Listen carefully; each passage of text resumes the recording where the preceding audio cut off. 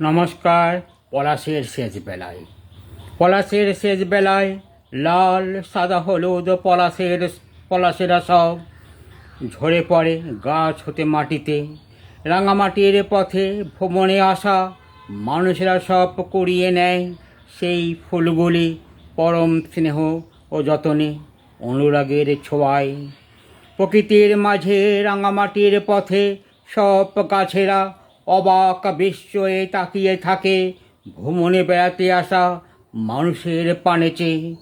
পলাশের গাছ হতে পলাশের ঝরে যেতে মানুষেরাও ভুলে যাবে ওদের সেই আবার একটি বছর পরে।